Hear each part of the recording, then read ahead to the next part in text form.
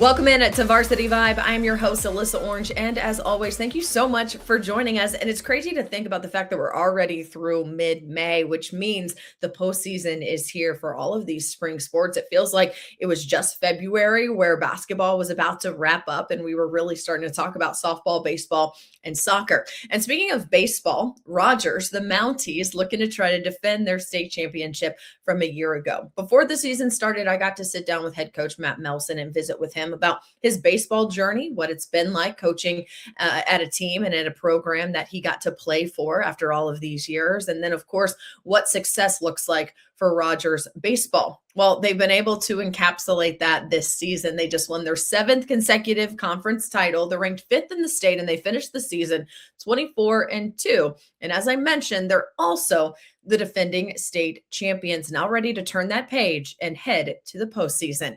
I hope you enjoy this conversation as we get ready for postseason baseball with head coach Matt Melson. I feel like it was just yesterday. We were sitting in the stadium talking about the upcoming season, and here we are in May.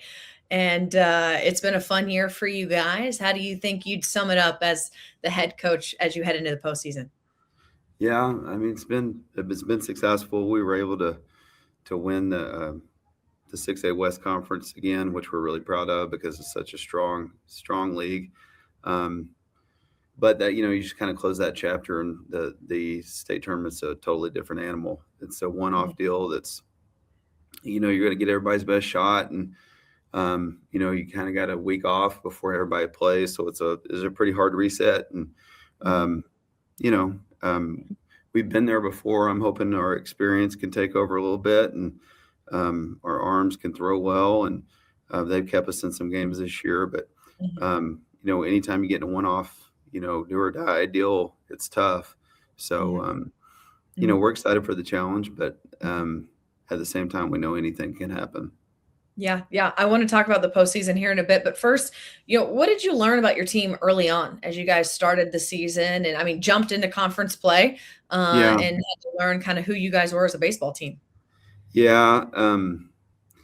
It's so hard having 9 teams in your league. And so you got to have a bye. And so you have to, because of that, you have to start in the last week in February. And I've done this long enough to know that it's usually spring break until you can tell kind of who's who on your roster. But early on, we were able to learn, maybe some things about our pitching staff, who fit where, who was better in coming in out of the bullpen, who was better starting the games, who was better in long relief. We've been really good on the mound this year. We haven't quite scored the runs that I thought we would. I'm hoping that maybe we've just been saving that for the end. But our club, we've pitched well, and we've, for the most part to this point, played some good defense. So, that's as far as the things we learned early on. It was that we were probably going to play in a lot of tight games, and we were going to have to rely on those arms. And we've had 5 or 6 that have been really good for us. Mm-hmm. What do you think? Was there anything that surprised you about this team this year? Yeah. The defense surprised me. We've got, I think, 7 guys playing positions that they weren't in last year.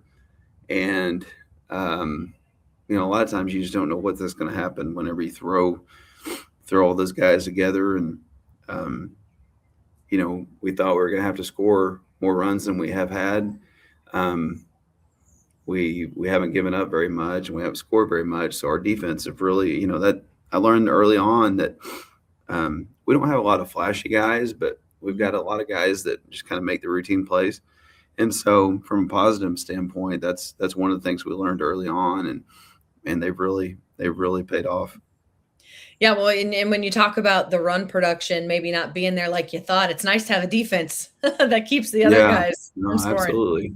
It seems like we play more 1 or 2 run games than anybody. It makes me question why I went to coaching a lot of times. Stressful games. Yeah. When you look at that, though, how do you think that's going to play in the postseason to be able to have that defense that you can rely on? Yeah, every game we've played over the last seems like 5 or 6 years, and the playoffs comes down to a play or two here or there, or a run or two here or there. So anytime you can prevent runs, you're ahead of the game. I anticipate Friday being a tight game, whoever we play, and if we're able to be fortunate enough to win, Saturday it'd be the same deal, and if you go on, it's the same deal. It's just playoff baseball. It's never easy, and it's always tough to get those 21 outs you got to get. Yeah. Yeah. When you look at the postseason, what's the message to your team every year when you hit this time of the year and just getting your guys focused on turning that page? Yeah. One thing that we're fortunate whenever, we've won some of these leagues here in a row is that every game you play, that second half of the season, well, even early on, but for the kid, I mean, I know early on how big those games are, but man, when you start being understanding, hey, if we just win these last four, we win the league, then those last few weeks are like playoff games. And so, the message to those guys is just go out and play, have fun, and relax. I know that's probably wishful thinking, but the truth of the matter is we played in a lot of big games, and if we can just kind of go do that same thing on Friday, I think we'll be all right. How much do you think the senior leadership and the upperclassmen of being there before, like you said, winning a state championship last year, like the locker room almost, I say self-polices itself, but kind of knows and understands exactly what's ahead of them? Yeah, it's huge whenever you have guys that have been there. Jake Taylor, our number one arm, has started in the last two state championship games, and that kind of, you can't put a price tag on that kind of experience. And those guys have been leaders and in the clubhouse and on the field, and they've just been great. You can't, like I said, you can't put a price tag on their leadership and that experience. Yeah, and obviously to wear that Mounties uniform means a lot with what you guys have been able to accomplish over the years, Yeah. and the steady expectation you guys continue to carry. And I'm sure those guys feel a little bit of that weight when this time of the year rolls around. Yeah, it's kind of a double-edged sword. You want to have, excuse me, you want to have success, but you feel like you're getting everybody's best shot a lot, and it gets kind of heavy, and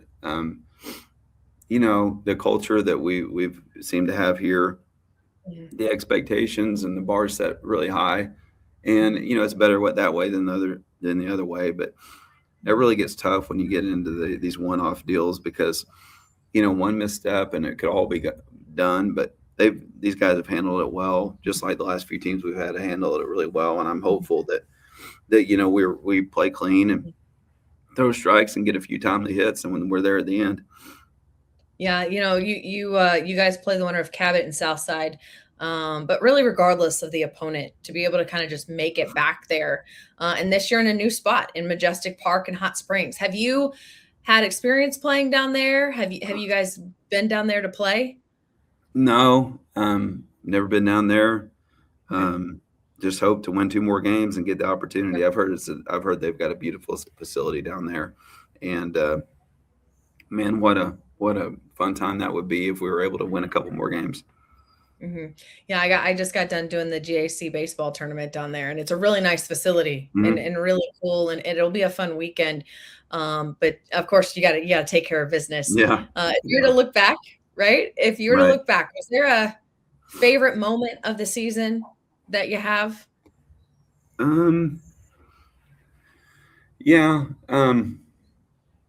We lost to Fayetteville. We gave up 5 runs of course, this is not my favorite moment, but 5 runs in the 7th inning, just kind of a brutal loss. And that was before spring break. And probably, at practice the next day, we're talking to our seniors, a couple of them spoke up and said, we know what to do. Let's just not lose again.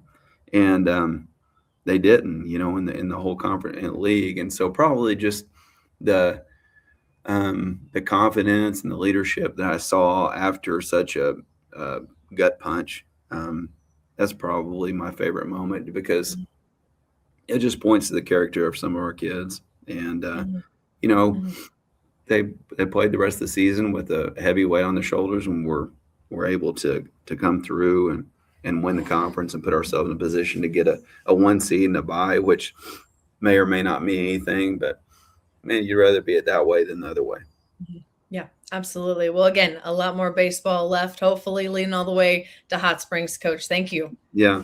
Thanks so much. We appreciate you. Thanks so much for joining us on this episode of Varsity Vibe. And as the postseason starts heating up for softball, baseball, and soccer, as I always do, I encourage you to follow us along on our social media platforms. That is X, Instagram, TikTok, and Facebook. That is where you're going to find such great content as we follow these teams throughout the state tournaments, all leading up to those state final games in Hot Springs. And while you're at it, make sure to subscribe to our YouTube channel and wherever you get your podcasts, as well as sign up for the newsletter at varsityvibearkansas.com. That comes to your inbox twice a week on Tuesdays and Fridays, full of the latest information, what's going on in high school sports around the state. Once again, thank you so much for joining us. I'm your host, Alyssa Orange, and I'll see you next time.